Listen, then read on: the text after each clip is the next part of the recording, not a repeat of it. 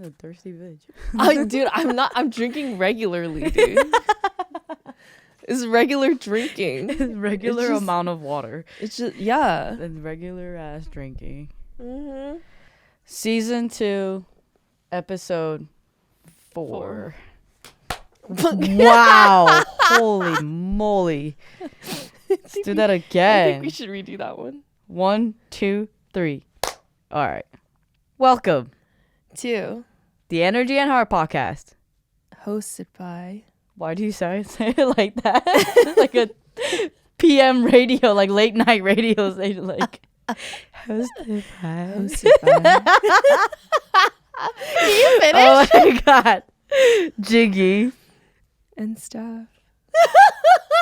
Cringe, bitch. Cringe. Oh. Okay, wait, but today we have a special segment. We're recording. Wait, hold on. Wait. Shh. All right, go on. Okay, so okay, so we usually record the podcast at night, but today we're recording in the morning ahead of the week off time off that we both will be taking. I didn't eat breakfast, so we went to the gas station, and look what I found, y'all.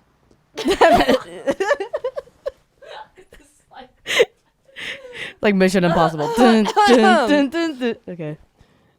She's very excited about this. Muffin, KitKat. Zoom into this shit. I'm talking to myself when I edit this later. Zoom into this shit, future Jiggy. So we're gonna do. Bitch, what are you? What ASMR. Yeah, I'm so fucking over you. I'm so fucking ASMR. done. I'm so fucking done. And try this out. I hate this. You gotta put it on the top of the mic with the bitch.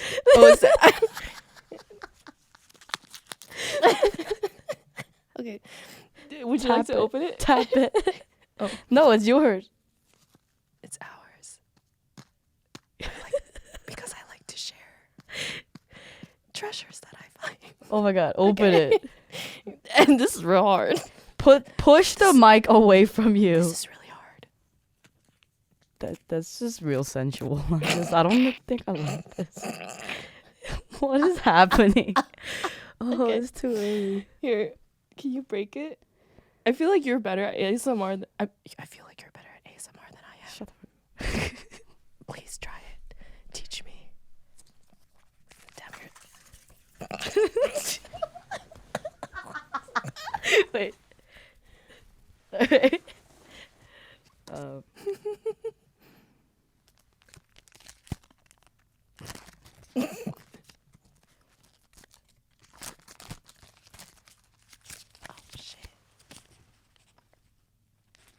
Oh, it doesn't make any sound. Alright, take one. Why doesn't it make like a... Thank you. I feel like in the commercials they make sounds. They give one a...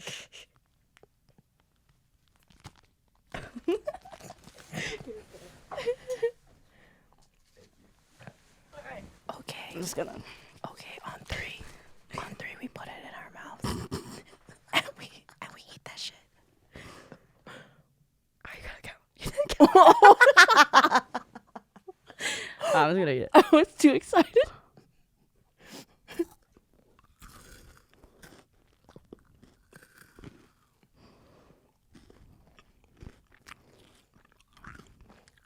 What's the verdict?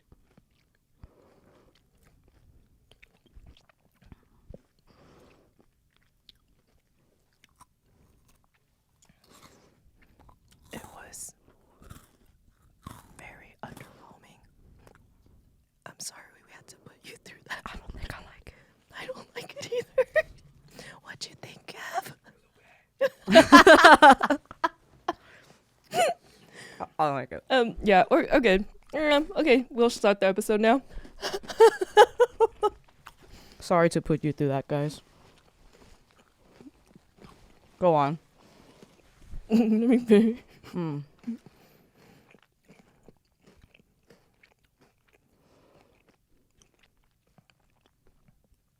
I'm feeling really pressured right now to finish.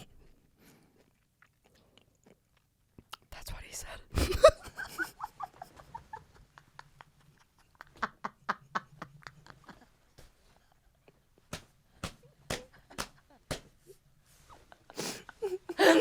Oh my god. We on a roll today. Wow. We are so funny in the morning. We should do this more often.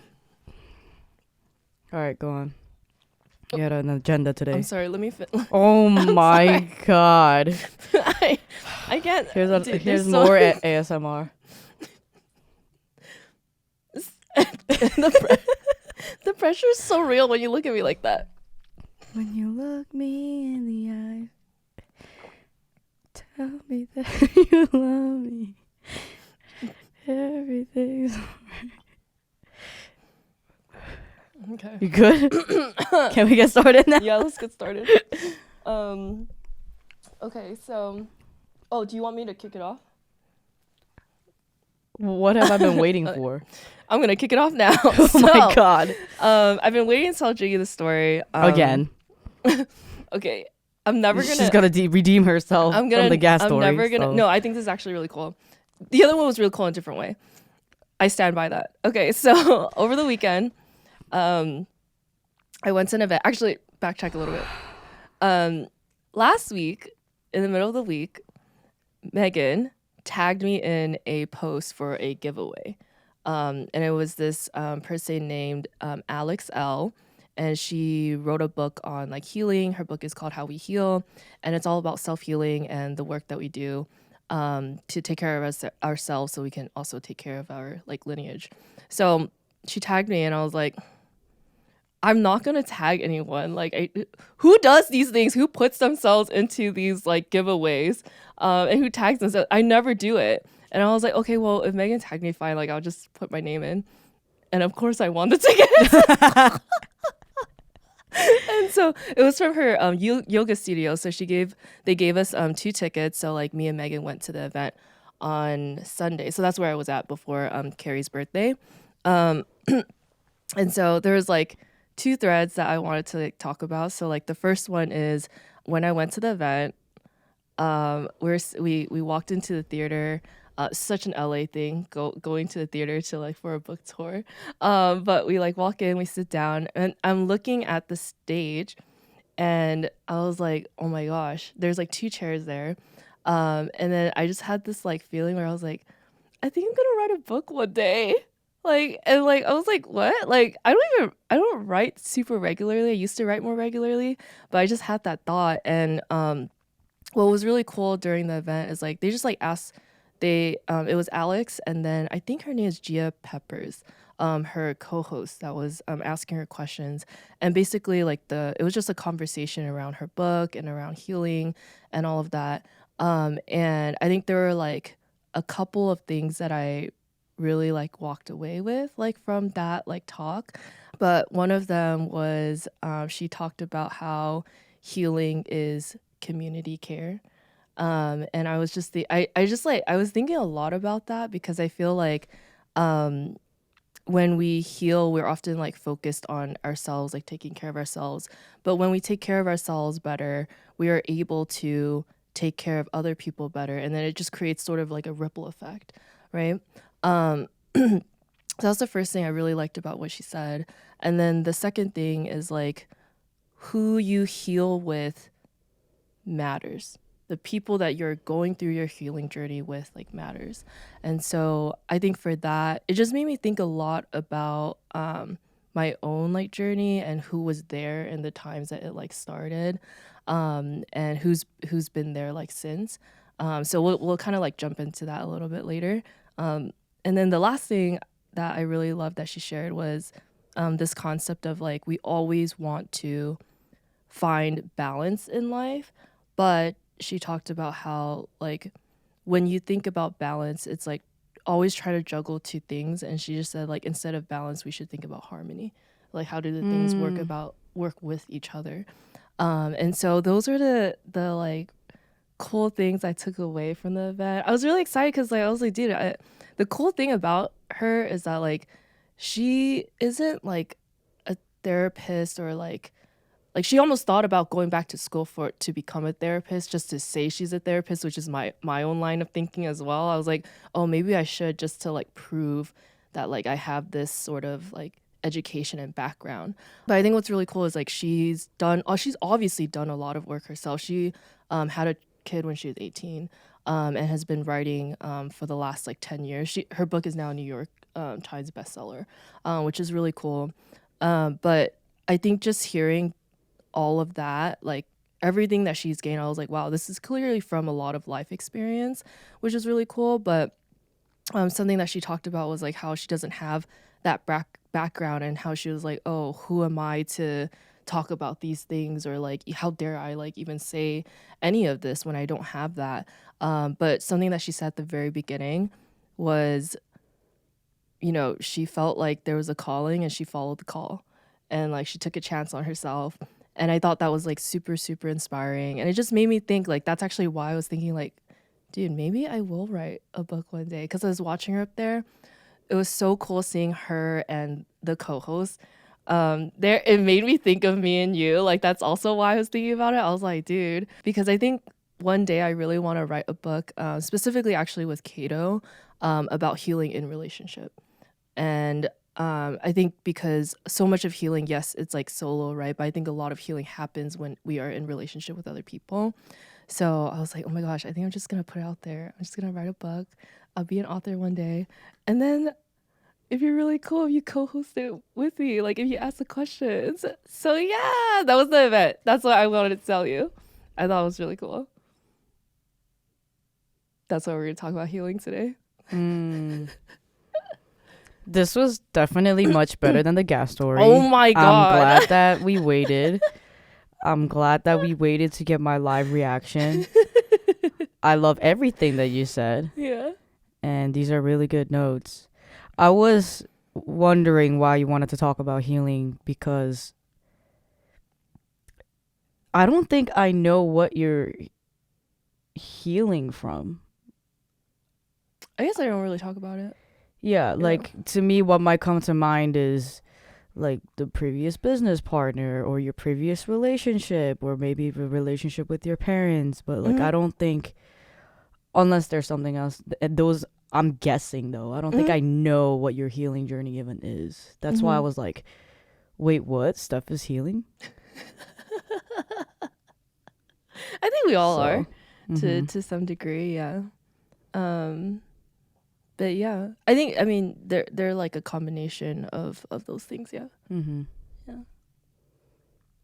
Cool. Is that my cue to talk about it? Yeah, I wanted what direction would you like to take today? What's coming up for you? I know you're always healing from like a lot of different things, but I've never heard like sort of the origin story, or like when did your healing start, like when do you believe it started, when were you conscious about it, like things like that. And so like that's actually why I wanted to have the conversation too, because I feel like we don't know that about each other. Yeah. Wow, something we don't know about each other. Wow. I think the first thing that comes to mind is obviously going to be my mom, and just the grieving process of that, because when she passed away, I didn't take the time to grieve at all. I didn't, mental health wasn't really like a popular topic or a topic at all back then. And I didn't even know the resources that were available to me when I was in college. And the only reason why I found out about therapy was because when I went to go to the student health center to pick up my insulin, there was this poster on top of the water fountain that said, hey, are you going through this? Are you going through that? Like, did you recently lose somebody? And I was like, yes. And they said, well, did you know that you get like 5 free therapy sessions? I was like, no, I didn't know, because you literally never told me this. But I tried therapy then, but I figured it just wasn't for me at the time, and I just wanted to take the journey by myself. And so I just kind of went like a holistic direction almost. But at the same time, due to lack of guidance and due to lack of resources or knowledge of what is even grieving, I didn't even identify it as grieving at the time. Like, I literally didn't understand what I was going through at the time, because like mental health wasn't talked about, emotional intelligence wasn't talked about. So it's like, to me, I'm trying to go about my day to day, but why am I like just going through emotional roller coasters all the time? And I didn't understand, like, oh, because you're going through something traumatic. and you've been going through something traumatic. Like before that, my mom was diagnosed with cancer. Before that, I was diagnosed with a chronic illness. Before that, my mom had a heart attack. Before that, I was living alone. Before that, like I lost my home to fire. Like I lost everything. Like yeah, of course. But all of these things snowballed into something bigger and bigger over time. And though I may have said, yeah, my mom passed away and I'm trying to take care of myself, I don't think I was ever conscious about it or intentional about it because I had no guidance. And so at the time, like in that time in college, that's the time I was taking that class where I had to study Brene Brown and stuff. And that's where I was learning about vulnerability and meditation and journaling and all of that stuff. And it only took me so far. But at the end of the day, I can't say that was me actively entering a journey of healing. And if I'm quite honest, if I am being completely honest, I don't think that my true healing journey actually started to show fruit until this year. And for the past 10 years, I think I've delved into little practices here and there. You know, I've seen therapists over time. I'm trying to deepen my relationship with my brother. But it's not just my mother passing away. It's everything that I've been through in life, plus all of the like toxic relationships that I've been through. And I just like wasn't conscious enough to pinpoint those things out. I was just continuing to try to go about my day to day. And you can't live life normally if you have the weight of trauma constantly dragging by your feet. And I try to live life as if I'm this normal, regular person who doesn't understand why is it sometimes like some days out of the year, why am I so exhausted and defeated? Why am I just so honestly suicidal? Like, why am I so da da da da da? And I always thought like there was something wrong with me until I learned the language of like seasonal depression, or, you know, the body keeps account, or, you know, the brain will always subconsciously know when it's the time of the year to grieve and things like that. And so all of these things make sense. It takes shame away from me, and it helps me understand what kind of healing journey I need to take on. But all of those things combined, the fruit of all of the practices I've been trying to apply, but honestly maybe hasn't been effective just because I was also in like toxic relationships where so much of my energy kept going into those relationships and working on those relationships instead of working on me. And so I think that's why, like, I don't think it's coincidental that this is the year where everything is really starting to finally show fruit. Granted, now again, I have to go through another healing journey of grieving my dad. But at the same time, I love all of this time that I'm taking for myself and the energy and the healing that I'm taking for myself. And that's been 10 years. Like, grieving doesn't have an expiration date. That's what really sucks about grieving. But at the same time, if we look at grieving from a different angle, it's like it's the only way that we can try to stay present with the person who's passed. And so I can look at it from an angle where it's like, oh, grieving doesn't have an expiration date, so it sucks. Or no, it allows me to be present with that person every day. So I'm just looking at that angle, but that's because I'm in a healing space now. But yeah, 10 years and I don't think I'm done. I think it's going to be like a forever thing. Grieving is really painful. But I'm just relieved that it's finally showing fruit. Yeah, it's been a long time, and I think what I heard from what you're sharing was like how it's difficult to focus like on your put full focus into your healing when there's just like so many different things like happening in your life. And I think this goes back to like what you said in the previous podcast where you said like this is the first time that you're really truly like choosing yourself, right? And now I hear like how significant it is, because I think in the past your patterns would be to like be with somebody to like also give so much. And so I think it's just like incredible to see you fully focused on yourself, because I feel like you're thriving in a different sense. Like, you know, you feel different, you like the I look different, the vibes are different, the the hair that we never talk about is different, and so like I definitely think that you feel as a whole just very different, even from the time that I've known you in the last like 3 years. Yeah, I remember like in 2020 when we were just walking around the grocery store when I was just going through a really painful experience with my relationship. Yeah, You were like, yo, just imagine all that energy and time and focus you're putting into your relationship. Imagine you putting all of that into yourself and your endeavors and your business. I was like, bitch, you right. Because if I can get this much done with that much weight, imagine how much I can actually get done without those weights. Yeah. And I think it goes to show, because I feel like everyone who's listening is going through a really tough time, right? Like there's just different flavors of what that looks like.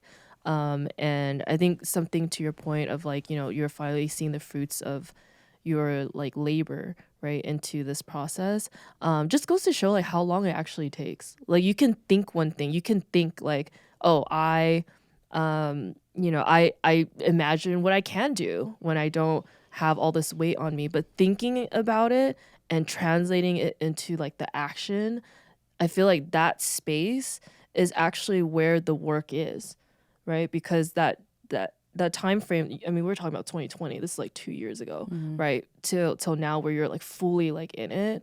I feel like that's like what the healing journey is, like, is all the like steps in between that you had to do, because it was an intense journey. Yeah.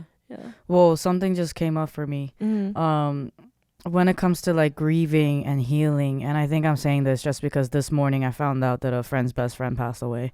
And every time I encounter somebody who is so new to grieving, and there's that numbness and there's that uncertainty of what does this whole grieving thing look like for me, because grieving and mental health in general is so personalized, it's so unique, it's different for everybody. And the thing about healing is like, when it comes to grieving, or actually I can only speak on grieving because I know about it, but like when we are healing from grieving, it doesn't mean that we're trying to release that person from our lives. It doesn't mean that we're trying to erase that person. It doesn't mean that we're trying to forget that person who's passed. It just simply means that we're learning how to just get to know this new life, this new norm, without that person physically present. And I'm saying this because when it comes to grieving, like, it's as if you want to hold on to every last bit of that person. You just want to stay with that, whatever that is, for as long as you can. And so that might even prolong the grieving or healing process. But I'm just saying, like, while that's easy, that's an easy way to look at it, and it's so painful to look at grieving and healing that way. If we were to use this time to actively find ways to continue remembering that person, we can still heal. We don't have to forget that person in order to heal. Like, that's not what it means. That's not what grieving or healing from grieving means. And this is very alive for me right now, because when I was at the writing workshop and I was writing to my dad, and one of the things that I said was like, I'm really like scared of, because we're reaching the end of this year, I'm actually like scared of this year being over, because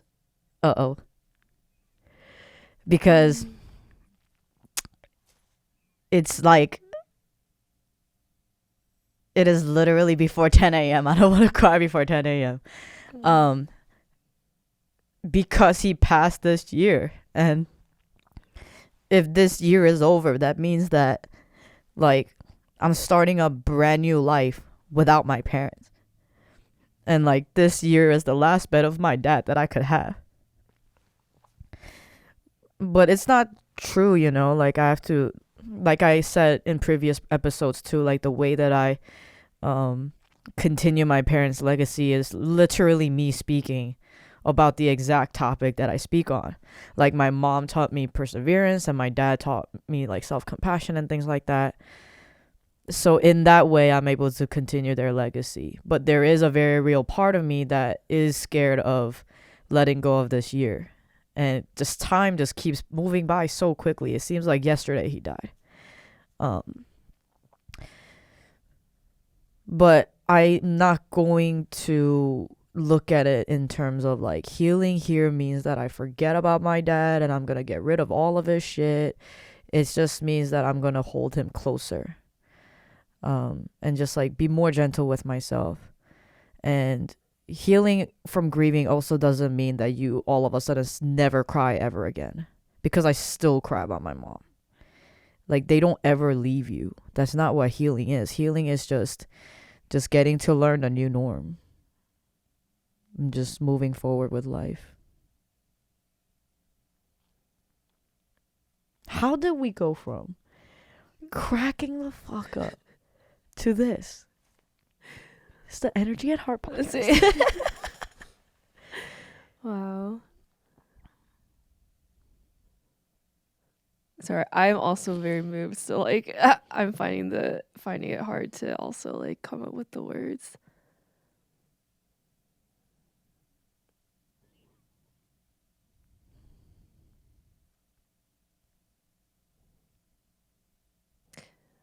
I really love what you said about your speaking being a way to like honor them. I feel like when you speak, because I remember watching you speak like during CRs like earlier this year, and it was like so close, and like something that you shared with me was just like, oh, this is the first time that like, you know, my dad's gonna be able to see me speak. And I just remember that being just like so moving, because I love what you said, that you don't erase people, but that you become closer to them.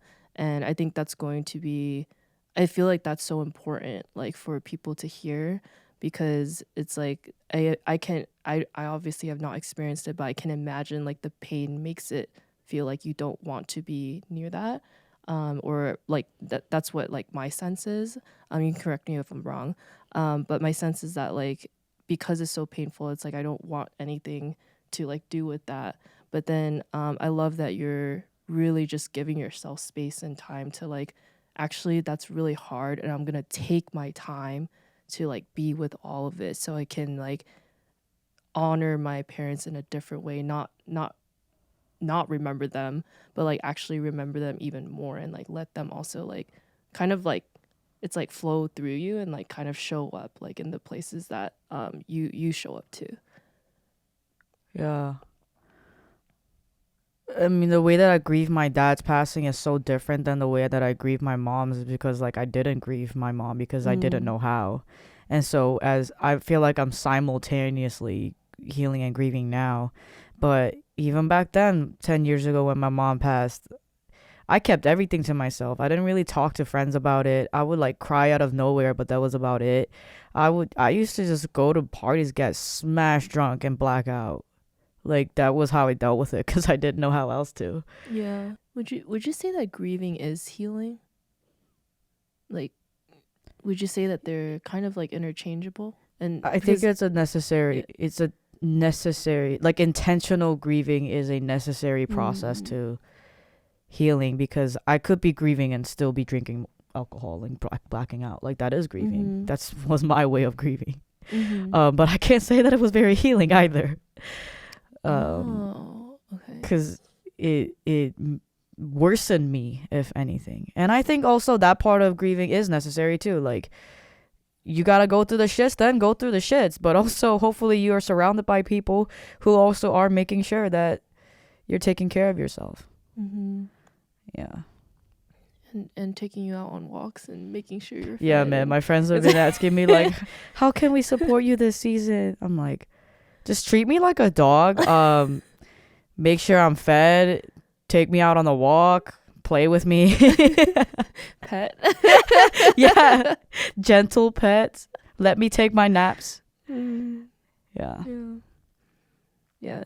It's just hearing your explanation of like how you're experiencing grieving that first time, and I think how you are now, I think also speaks to like kind of like the fruits of your labor that you were talking about, right? Like how now it's like, okay, if I need to get drunk, I'll get drunk, but most of the times I'm like, you know, in my room, I let it out, I take care of myself, because that's the best way that I can go about this. And so wow, it's just like incredible to see like the difference. And I think I love what you said, that it's not necessarily wrong, right? I think everyone grieves in a different way. It looks different for everyone. Like you said earlier, there's this sense of like everything is individualized. And so I just hear a lot of, let's not judge ourselves for the way that we go about this process. Let's just allow whatever to come up, like to actually come up. And so that we can be able to move through that experience. Yeah. Like the difference between last time and this time also is like, as soon as I was going to Korea, like I told my friends, I was like, make sure I'm not drinking. Like I told myself I'm not gonna drink alcohol when I go to Korea. And I didn't. Maybe like 1 or 2 shots with the elders and my brother, but that was about it. When I came back, I did black out one time. But then again, I was like, I can't do that. And it's not that I'm withholding myself, it's just that I don't want to. I know that it's not something that nourishes me. I know that it's not something that's going to help me. And what I did more this time around is like I was obsessed with just like training. That's all I wanted to do. I didn't want to talk to anybody. All I wanted to do was train and just get out of the house. I think like shame and guilt is also really real for anybody grieving who's lost somebody. There's a lot of regrets. And I had a lot of that when my mom passed away. And it's not that I don't have that with dad either. I'm human and I know that I've made my own mistakes and stuff. But this time around, I'm not allowing that to eat me alive. So I talked to my therapist about it, but there's always going to be different angles of looking at things. And it's very totally understandable if shame and guilt and regret are the first things that we feel when we lose somebody. That's why I always tell you guys, like, yo, make your memories now and spend time with your people now. But it's very real. So I'm not going to tell you guys to not feel those things. It's very real. And I hope you're talking to a therapist about it. And I hope that, you know, as hard on yourself as you can be, I hope that you can find grace for yourself.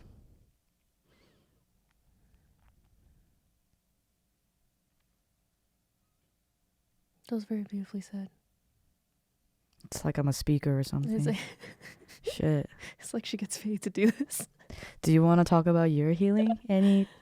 Do you feel complete? I do feel very complete. Okay, I feel good about that. I really do. That was like very, very moving. I just feel like I got to know you, because I know we don't also talk about it like a lot, you know, because I feel like you like just take your time with yourself, like with it, and so like the opportunity to just hold space for you was like very important to me.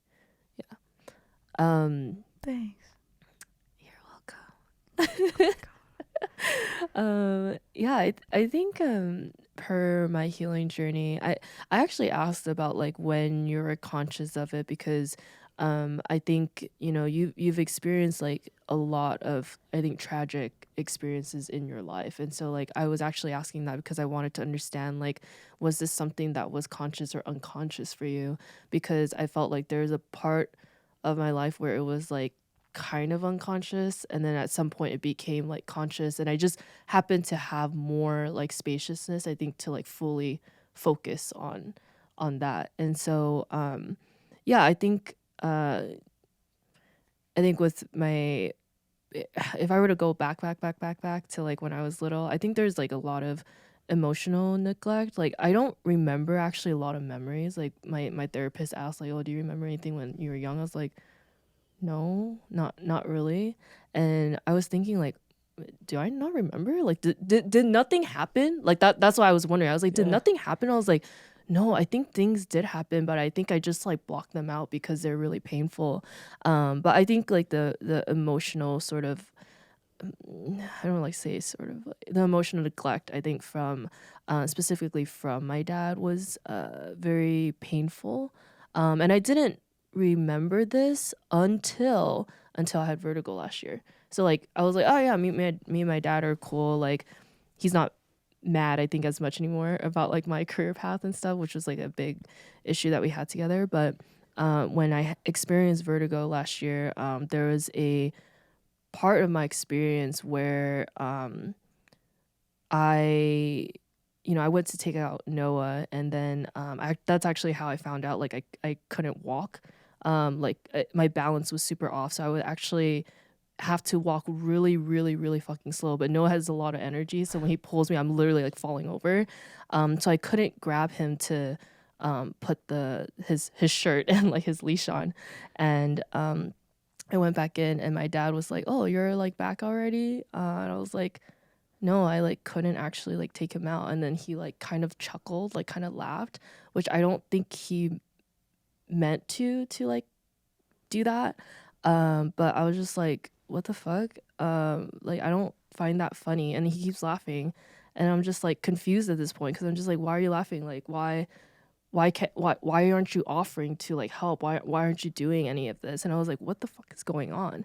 And so like he ends up like doing all this, and I'm just like realizing like, okay, this is really upsetting, because yesterday you didn't believe me when I said that I was like sick until I went to urgent care, and then after you didn't believe that, like then you go off and like tell my brother, like while I'm in my room and he's in the living room, and tell my brother like, oh, she just has like a headache. And I was like, bitch, what? I literally just like puked like 10 times, took me to urgent care. I literally can't move. Like, what the fuck are you doing?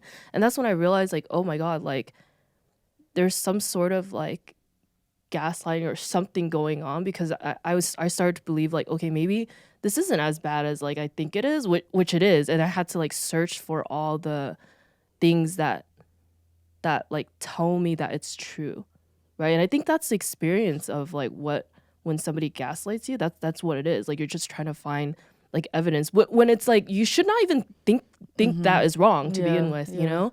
And so I think as an adult, that's when I was like, whoa.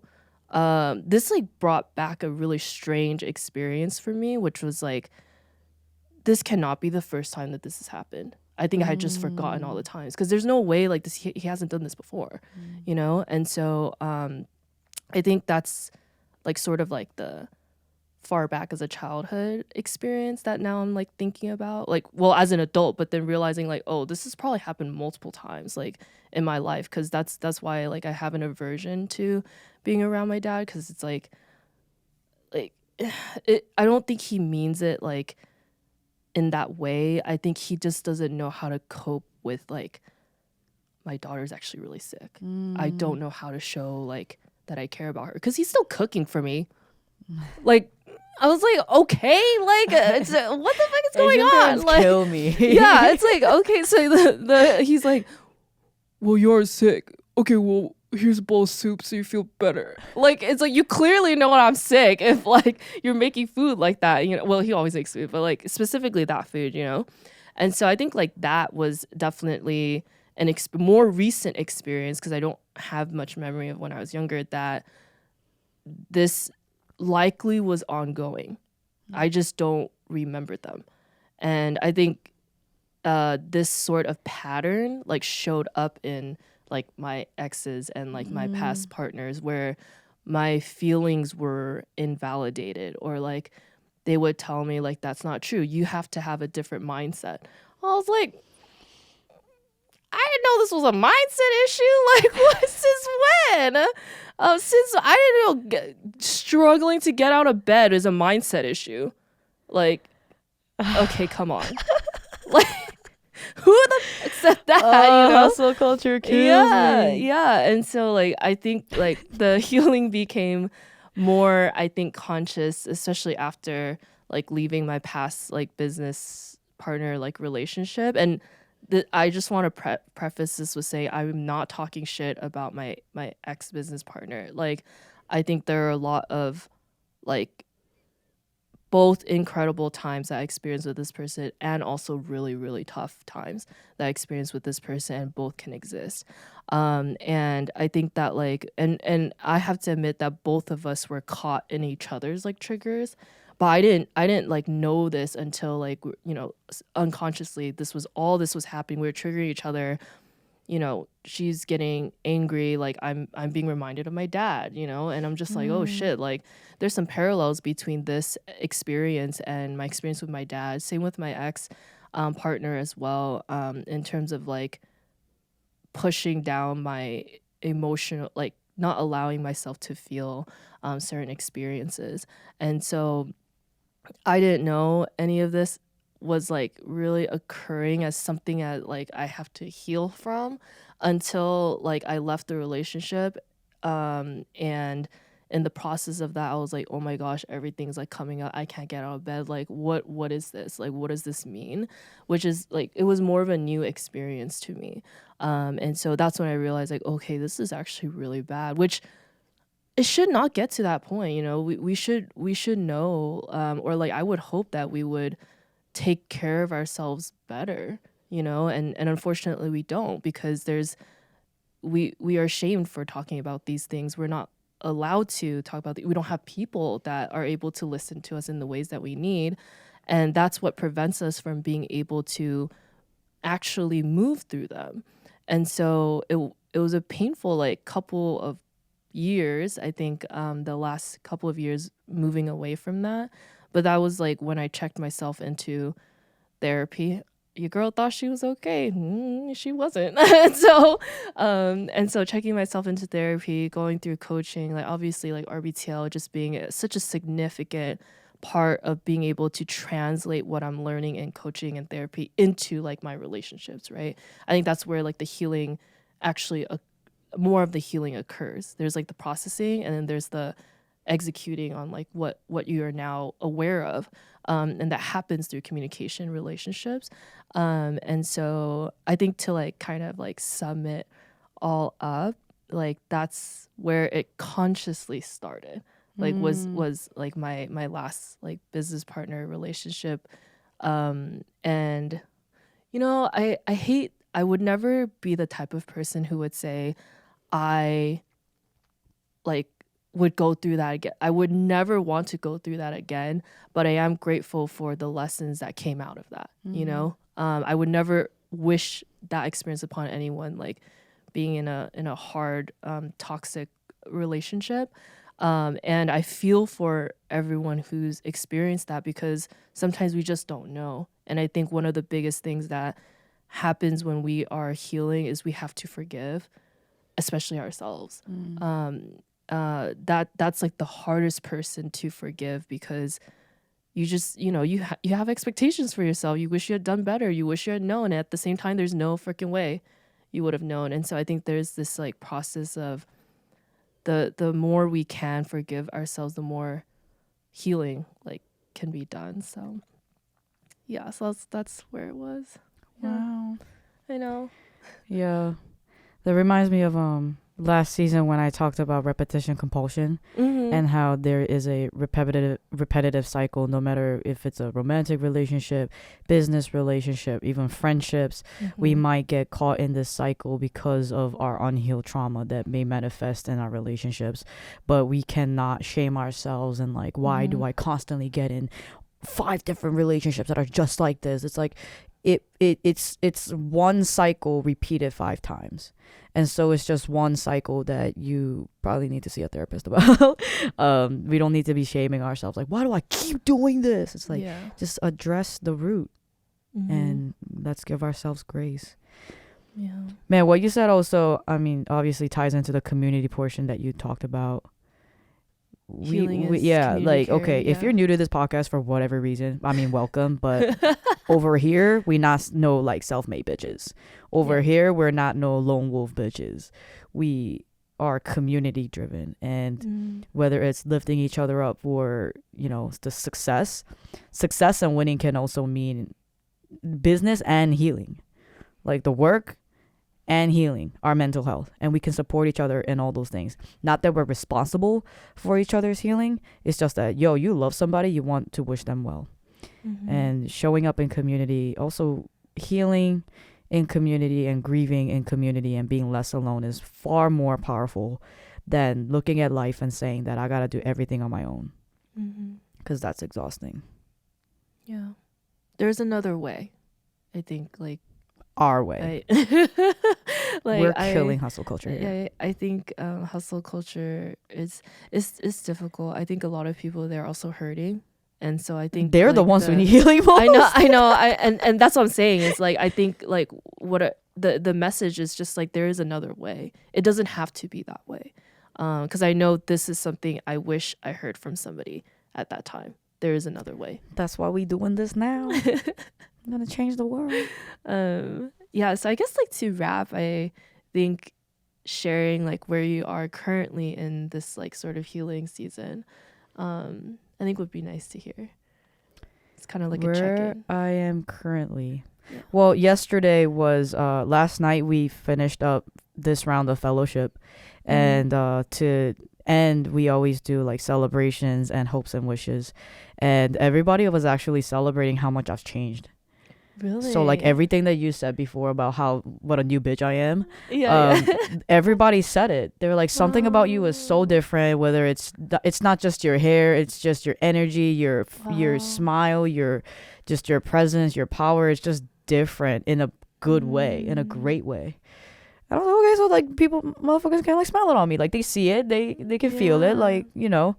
And so I think I'm entering into this new self. And I can't say that I'm completely healed, and I don't even know what that looks like, or if that's even like a real term to have. But I'm just like finally just entering into the fruition of my healing journey, like I said before. And I'm really grateful that I'm still alive, and that's the truth. Like I'm just really grateful that I'm still alive. And last season I had a segment where I said that I'm thankful for the young Jiggy for going through all that shit and choosing to choose life. Because without her, I wouldn't be able to experience the life that I live now. So, yeah. It's beautiful. Thanks. What about you? You're welcome. I think in this current season, she in love.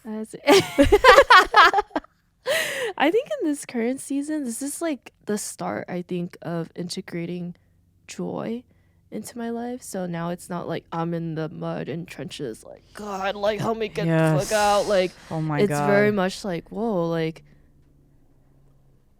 I hung out with her multiple times this week after work. Whoa, you know, it's like that new like welcoming in of different kind of energy. And I think that I'm also experiencing my own version of experiencing the fruits of my labor as well. And just really grateful for the openness. Like I know that it's not going to be perfect, things are still very challenging, but the general feeling that I have is like, wow, I can be in my joy and I don't have to feel guilty about that. Yeah, bitch, life is like so much better now. I know. I don't know where we were season one. Like I even feel like 6 I can breathe a little easier. Yeah, you know, like this year after same. moving into Cape Town, I was like, life is just a little bit more joyful. Yeah, it's like a little bit better. Yeah, it's a lot better.